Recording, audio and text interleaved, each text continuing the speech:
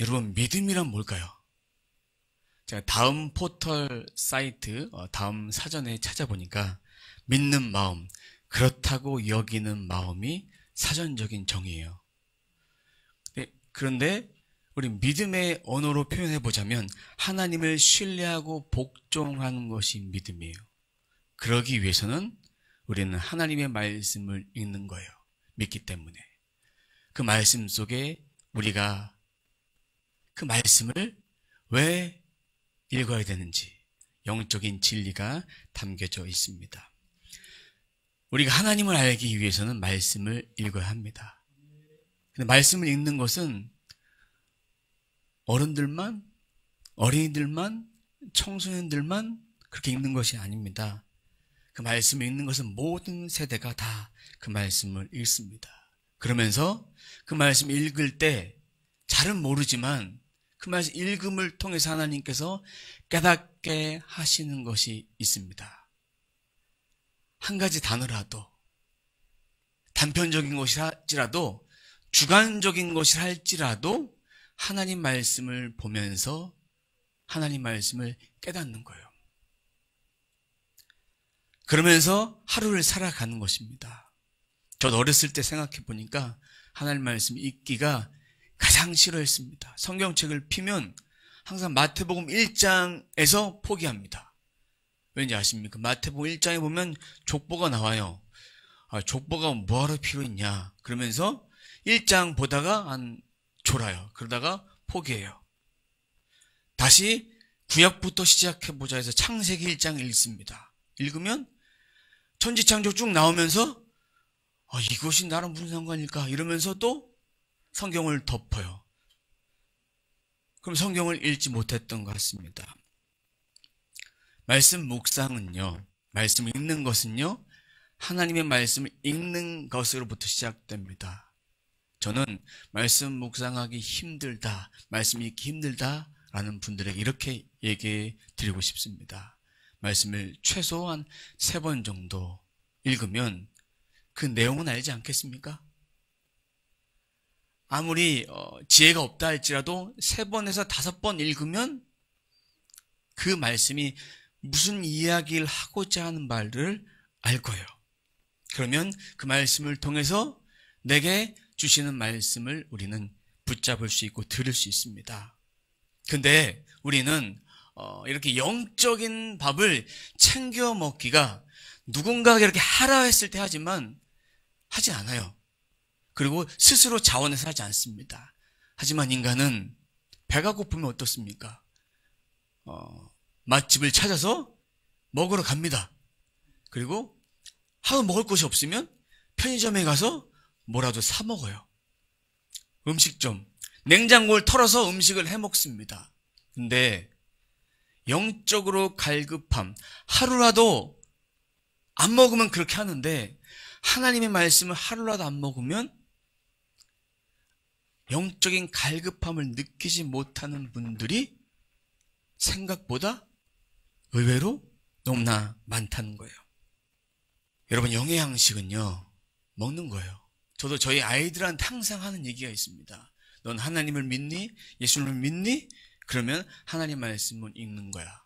밥은 왜 먹니? 배고프니까. 영의 자녀로서, 하나님의 자녀로서 그 말씀을 먹는 것은 당연한 거예요. 당연한 것이 당연하기 때문에 말씀을 먹는 거예요. 오늘 본문에서도 제자들에게 이 마가복음 말씀을 제가 계속 전하고 있는데 8장도 그렇고 9장도 그렇고 제자들이 깨닫지 못하니까 계속해서 반복해서 다양하게 말씀해 주고 계세요. 듣지 못하니까 알아들을 때까지. 가장 좋은 학습 방법은 반복하는 거예요.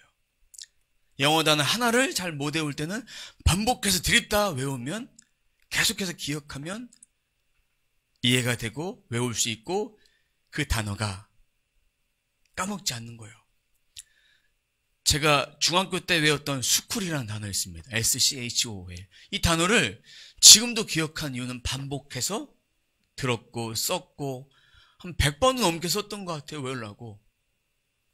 요한복음 3장 16절 말씀도 반복해서 계속 저는 암송했어요. 교회에서 암송하라니까 그냥 했어요. 솔직하게 말하면 아무 의미도 모르고 그냥 했어요. 근데 지금 그 기억이, 말씀의 기억이 남습니다. 마찬가지 제자들에게도 못 알아들으니까 계속해서 주님이 말씀해 주고 있습니다. 이제 제자들이 주님과 함께 14절에 보면 제자들이 주님과 산에 갔다가 이렇게 내려왔어요. 14절 함께 읽어보도록 하겠습니다.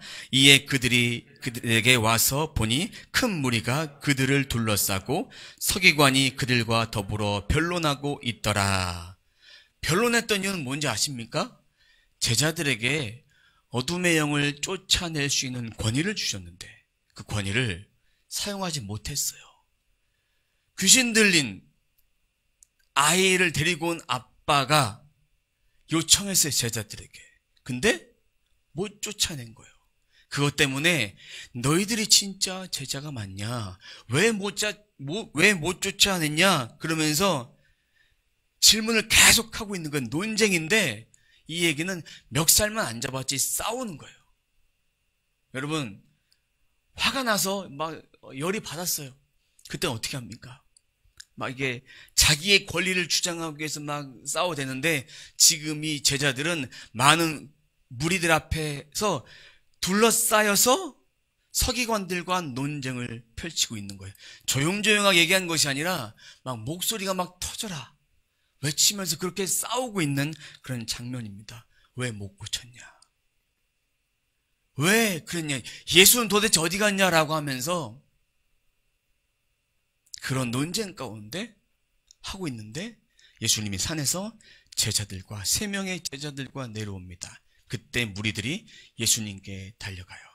달려가서 예수님이 질문합니다. 뭐라고 질문하냐면 16절입니다. 예수께서 물으시되 너희가 무엇을 그들과 변론하느냐? 이 질문을 했을 때 아무도 대답하지 못해요. 하지만 무리 중에 한 사람, 귀신 들린 나이의 아버지가 18절이 그렇게 말합니다. 같이 한번 봅니다. 귀신이 어디서든지 그를 잡으면 거꾸러져 거품을 물리며 이를 갈며 그리고 파리해진지라. 내가 선생님의 제자들에게 내쫓아달라 하였으나 그들이 능히 하지 못하더이다. 자, 여러분, 이 아이의 상태를 오늘 분명히 본문에서 말해주고 있습니다. 거품을 물어요. 이를 갈아요. 간질이에요. 간질병. 간질병은 정신병입니다. 뇌질환이에요. 갑자기 그러는 거예요. 자기도 통제할 수 없는 병이에요. 그리고 파리해지는지라. 저는요, 성경을 가끔씩 보면서 21세기에 맞지 않는 단어를 쓰지 않나 싶어요. 도대체 이 파리해지는지라는 해석을 해주지 않으면 뜻을 알 수가 없어요.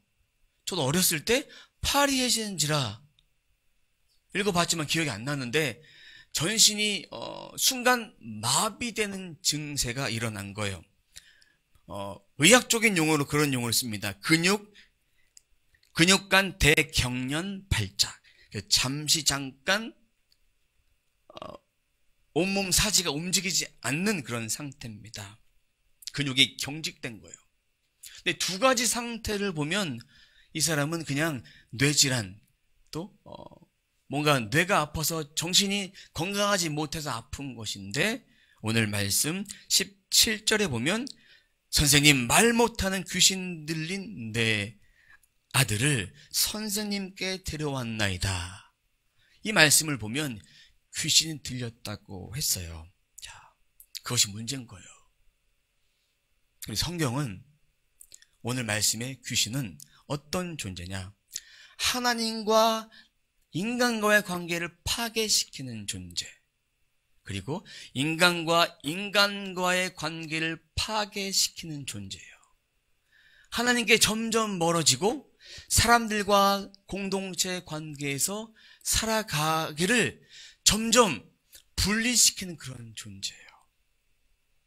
그런 존재를 제자들에게 내쫓아 달라 했는데 제자들이 내쫓지 못했어요. 오늘날에도 이 밖에 수많은 병들이 있습니다. 간질병, 발작, 그것 때문에 목회를 관둔 그런 교육자들도 있어요. 너무나 힘드니까.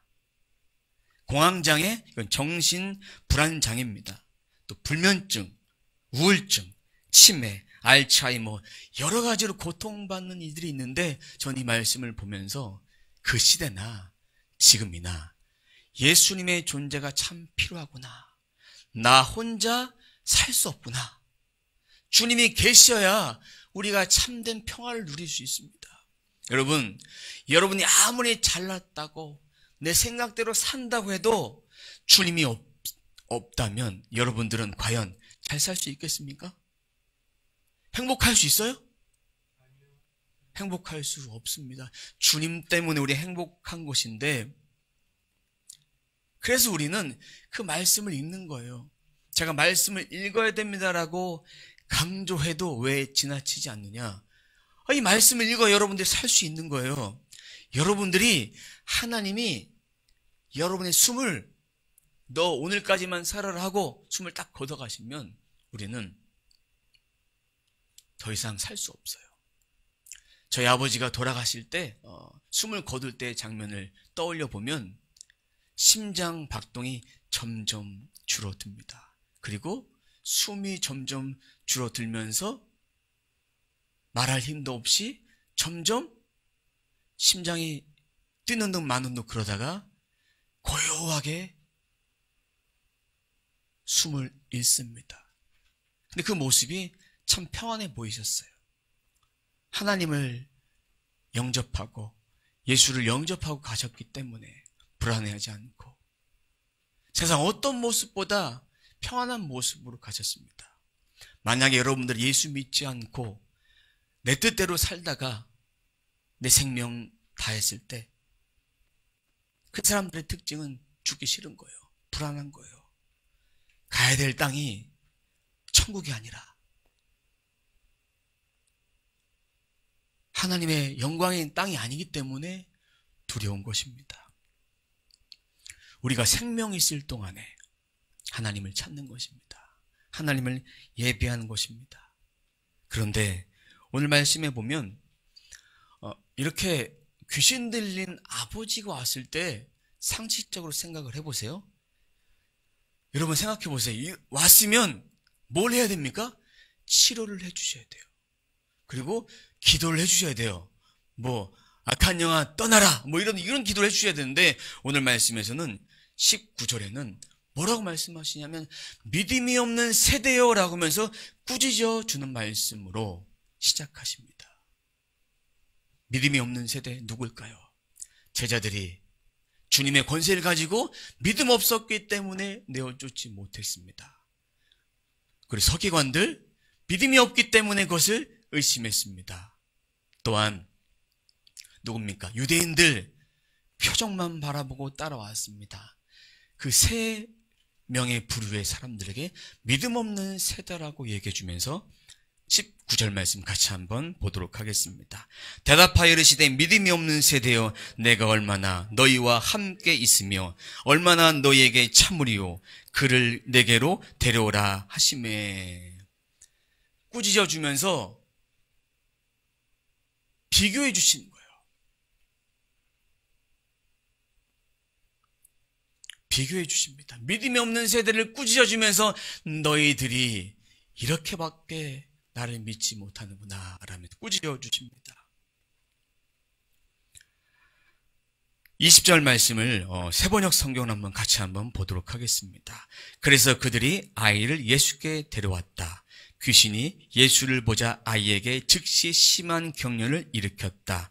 아이는 땅에 넘어져서 거품을 흘리며 뒹굴었다. 자, 예수님을 보자마자 반응을 했는데 오늘 말씀을 보면 귀신이 예수를 보자 이렇게 돼 있어요. 제가 이것을 헬라어 성경을 찾아보니까 헬라어로 보다라는 말은 에이도라는 말을 씁니다. 영어에 see의 과거형 saw라는 단어를 씁니다. 그 얘기는 과거형이란 얘기예요.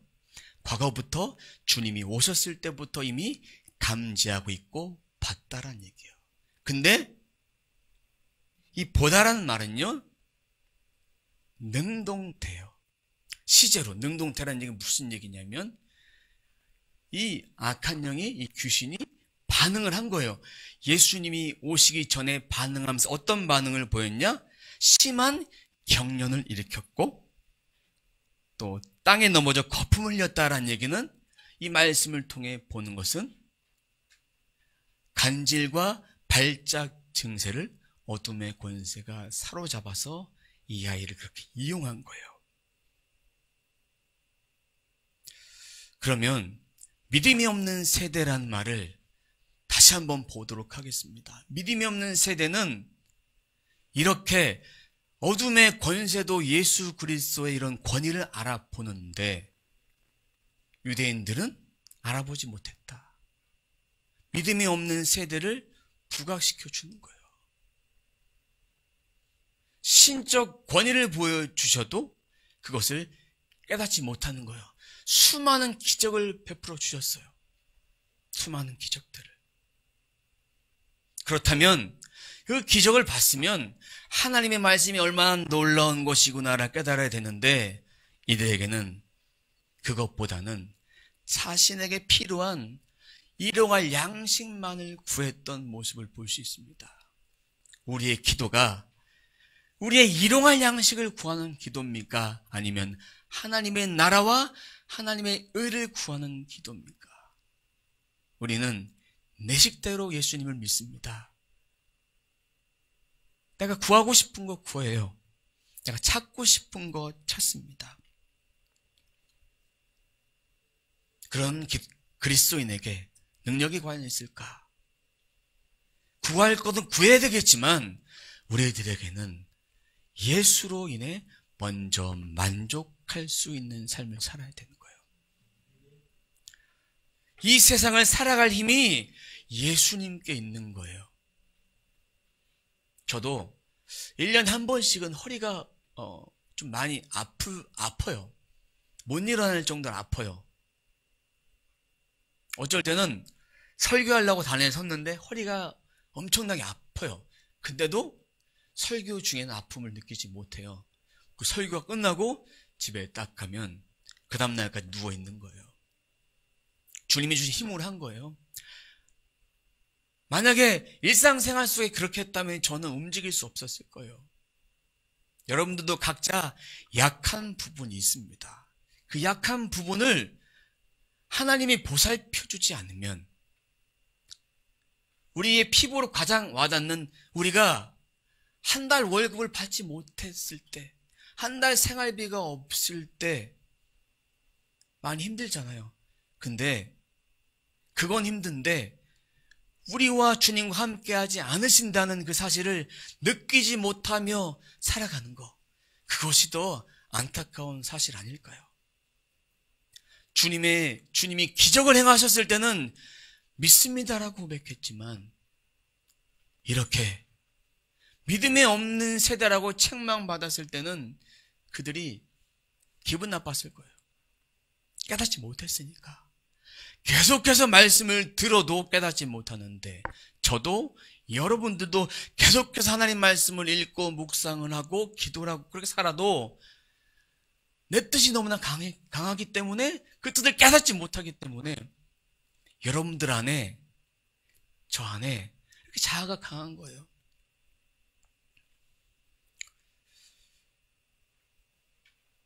그런 권세를 아는 이렇게 어둠의 권세가 아는데 우리는 그것을 느끼지 못한다면, 오늘도 이 자리에 성령께서 함께 하시는데 그것을 깨닫지 못한다면 우리는 믿음 없는 세대인 거예요. 근데 소망 있는 메시지가 있습니다. 반대로 생각해 보세요. 제자들은 이제 사도로서 주님 승천하신 다음에 믿음 있는 세대로 살아가야 될 것을 반어법적으로 또 보여주시는 것 같습니다. 우리 또한 믿음의 세대로 살아가도록 요구하시는 주님의 말씀입니다. 이 아들이 귀신에 잡혀있다고 했습니다. 잡혀있는데 어떤 지경이냐면 불 속에도 빠뜨리고 불 속에도 빠뜨리고 죽이는 거예요. 파괴시키는 거예요. 22절입니다. 귀신이 그를 죽이려고 불과 물에 자주 던졌나이다. 그러나 무엇을 하실 수 있거든 우리를 불쌍히 여기사 도와주소서. 이 상태를 말했어요. 불 속에도 들어가게 했는데 여기 보세요. 무엇을 하실 수 있거든. 이 말에 좀 집중했으면 좋겠습니다. 무엇을 할 수 있거든. 믿음의 말일까? 아니면 좀 의심하는 말일까? 어떤 말일까요?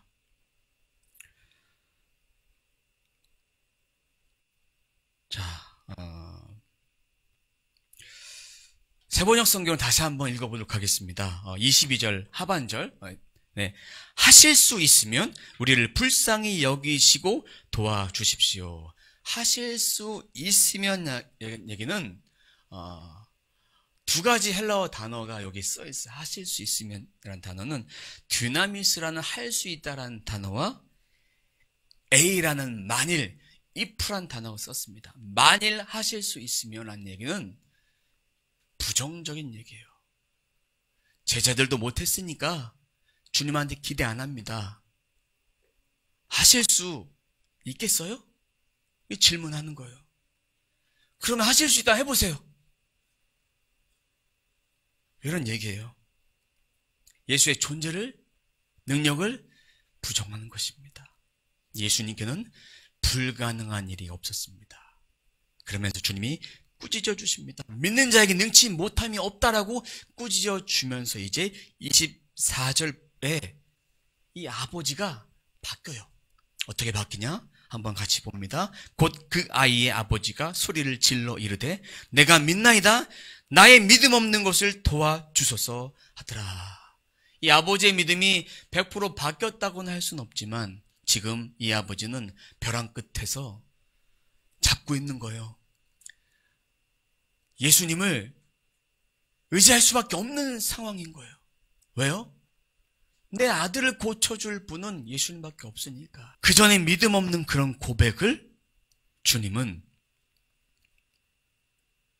바꿔주시면서 변화시켜주면서 반응하도록 주님 도와주세요. 주님의 도우심이 필요합니다라고 간절히 애달프게 기도하는 거예요. 이 기도가 우리가 주님께 간절히 기도했던 그런 기도의 제목 갖고 기도했던 그런 기도예요. 우리의 소원이지만 주님은 이것을 통해서 메시아는 죄를 사하고 모든 어둠을 사하는 권세를 보여주신 거예요. 하지만 그 아버지에게는 자녀의 생명을 구원시켜 준 거예요.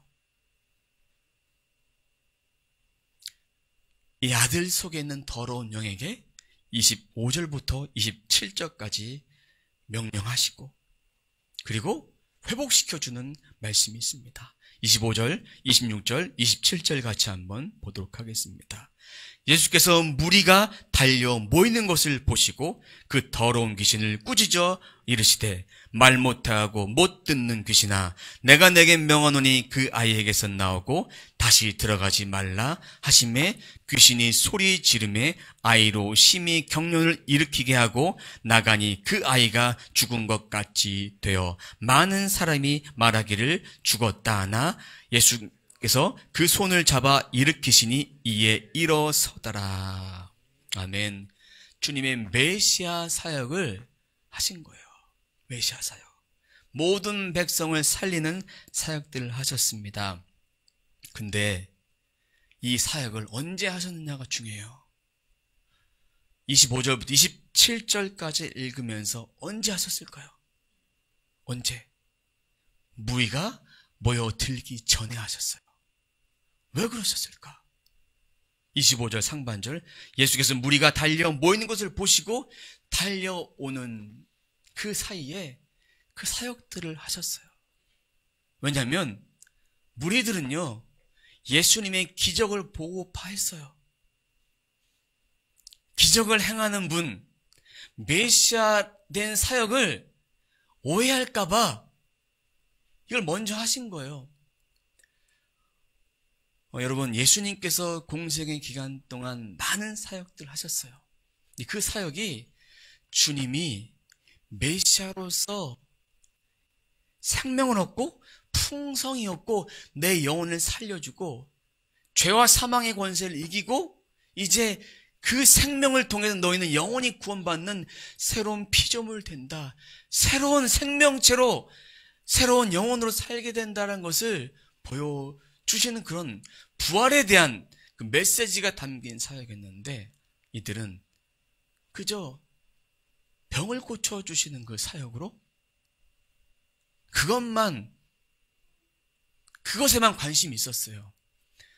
좀 다르게 표현하자면 이들은 예수님께 관심이 없었어요. 예수님이 아닌 그 기적에만 관심이 있었어요. 엄밀히 따지자면 예수님의 기적은 표적이에요. 표적. 기적은 우연히 일어날 수도 있어요. 표적은 징조예요. 예수님이 부활하실 그 징조를 보여주는 것. 예수님이 십자가 죽으시고 부활하시고 승천하신 그 징조를 보여주신 사건이 오늘 본문에 나와 있는 그런 사건들이에요. 모든 사건들이. 근데 그것 때문에 메시아사에 가로막힐까봐 그들 오기 전에 다 해결해 버리시는 거예요. 여기서 저는 이런 묵상을 해봤습니다. 어떤 묵상이냐면 우리가 신앙생활 할 때 말씀이 먼저일까요? 체험이 먼저일까? 말씀이 먼저로 말하지만 체험을 중요하게 생각하는 사람이 있어요. 당당하게 저는 예수님 만난 체험이 있습니다. 근데 말씀은 아직 잘 깨닫지 못해서 잘 못 읽습니다. 까놓고 얘기해 볼까요?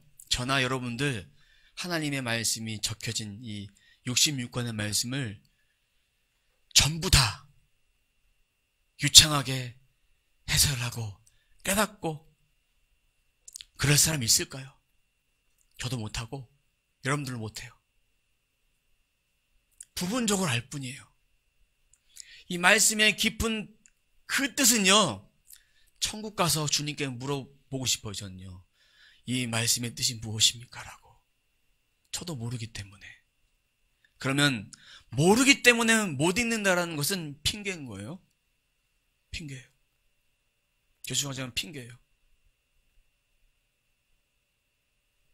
눈이 아파서 눈이 안 보여서 못 읽습니다라고 하면 들으면 되잖아요. 들으면 돼요. 제자들에게 예수님 아직 1순위가 아니었어요. 무리들에게 예수님 1순위가 아니었어요. 보여지는 것. 그것이 먼저였어요. 제자들에게 1순위가 아니었기 때문에 귀신 들린 아이를 내어 쫓지 못했어요. 우리들에게 예수님이 1순위 된다면 말씀을 사모하 믿고 그 다음에 경험도 필요하고 체험도 필요해요. 두 가지가 다 믹스가 잘 되어야 돼요. 말씀만 많이 알아도 믿음으로 살 수 있을까? 살 수 없어요. 말씀도 알아야 되지만 말씀을 통해 체험하는 것도 우리들에게 필요합니다. 두 가지가 다 필요한데 우리는요, 한 가지만 찾으려고 합니다. 여러분, 각자에게 한번 질문해 봅시다. 나는 과연 하나님 말씀을 사모함이 있습니까? 이 마음뿐인 것을 얘기하는 것이 아닙니다. 사모함이 있다면 진짜 말씀을 읽는 거예요. 그리고 기억하는 거예요. 당신은 그리스도인입니까? 라고 물어봤을 때 네, 그러면 그리스도인한 증거가 있습니까? 교회 다니는데요. 교회는 예수 안 믿어도 올 수 있어요. 예수를 믿는 걸 말합니다. 그럼 예수님께서 우리들에게 더 풍성한 것으로 이 모든 것들로 더 채워주신 것은 그 다음 문제인 것 같아요. 이런 사역을 다 끝내놓고 나서 제자들은 이제 숙소로 가서 예수님께 묻습니다. 왜 저희들이 이 귀신 들린 아들 왜 못 고쳤을까요? 왜 못 고쳤나요? 이 말씀을 들으면서도 왜 못 고쳤나요? 라는 얘기를 물어봤다는 얘기는 믿음 없는 세대라는 뜻을 이들은 모르는 거예요. 예수님이 변화산에 변형된 모습을 보여주셔도 몰랐던 거예요. 근데 주님이 거기에 대한 정답을 이야기해 주십니다. 29절입니다. 이르시되 기도 외에 다른 것으로는 이런 종류가 나갈 수 없느니라 하시니라. 이 말씀을 딱 들었을 때 제자들은 깨달아야 돼요. 근데 아직까지는 깨닫지 못했어요.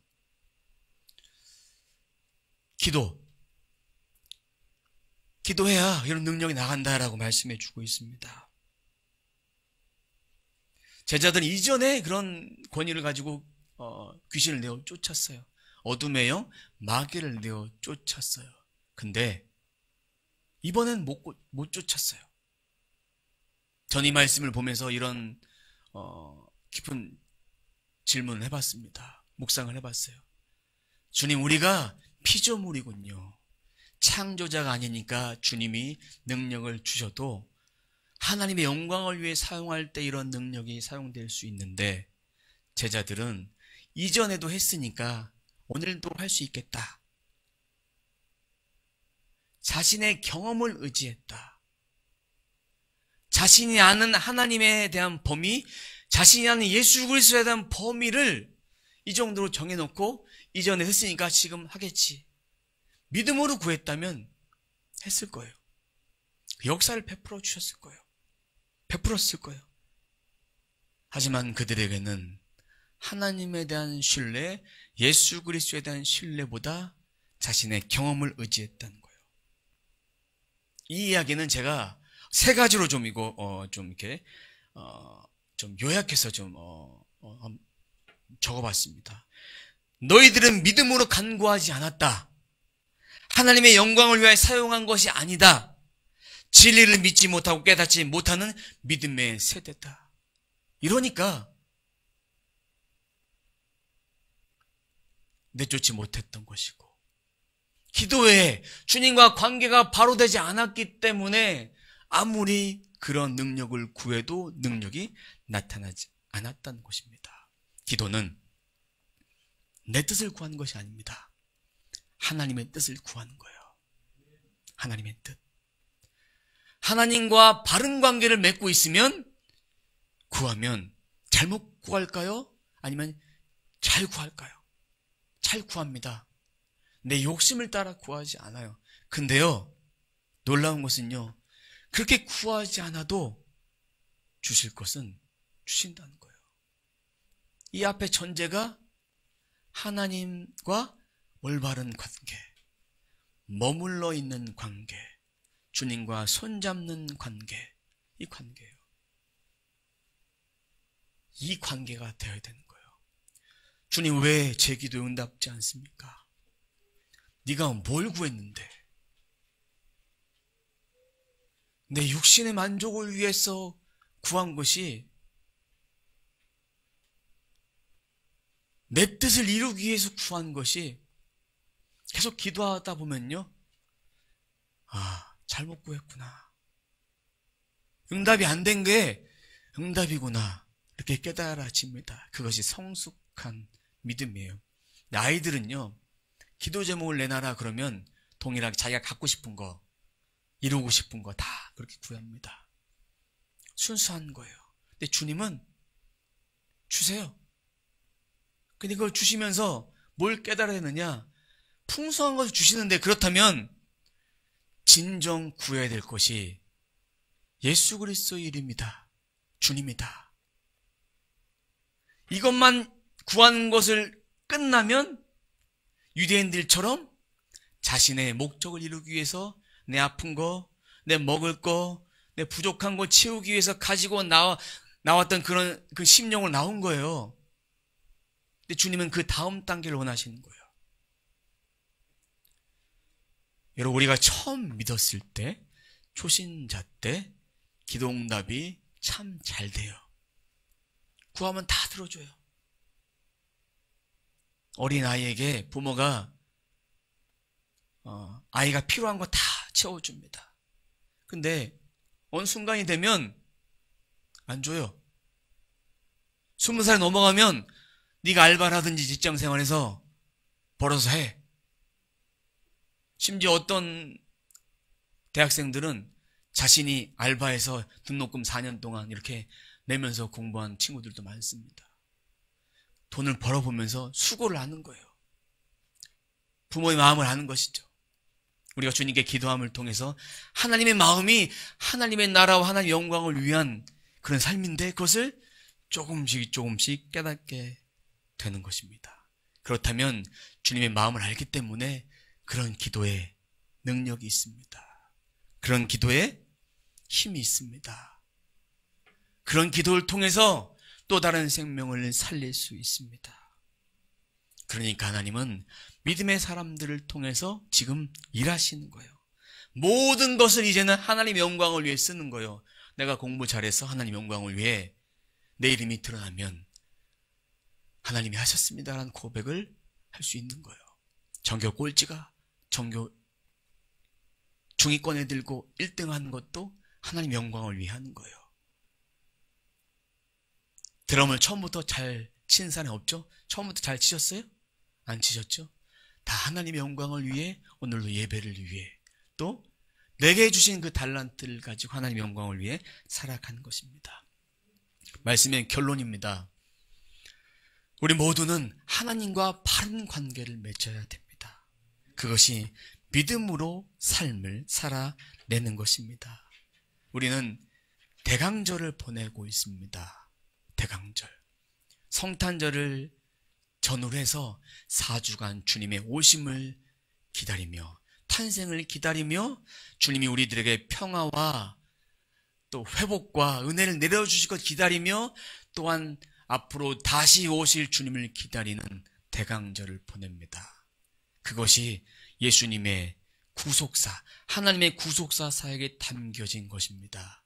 그것을 보낼 때 허투루 보내면 안 돼요. 주님의 오심을 기다리며. 그러기 위해서 우리들에게 필요한 것이 하나님과 바른 관계를 통해서 믿음의 삶을 살아가는 것입니다. 우리 모두가 오늘 말씀을 기억하시면서 진정한 믿음의 삶이 무엇일까? 믿음으로 사는 것이 무엇이고 하나님과 관계가 어떻게 하면 바르게 될 것인가? 우리 자신에게 한번 질문해 보세요. 나는 과연 하나님과 바른 관계를 맺고 살고 있나? 옆에 있는 사람 보지 마시고 나는 과연 하나님과 바른 관계를 맺고 있나? 이 질문할 때마다 저는 찔립니다. 찔려요. 하나님과 바른 관계를 맺지 못할 때가 있었고 실패한 적도 있었기 때문에. 그런데 주님은 이런 우리가 주님 앞에 나올 때 다시 한번 저를 회복시켜 주십시오. 그렇게 의지했으니까 다시 기도합니다. 저나 여러분들 모든 삶이 하나님과 바른 관계를 맺음으로 믿음의 삶을 살아가는 여러분 되시길 주님의 이름으로 축원합니다.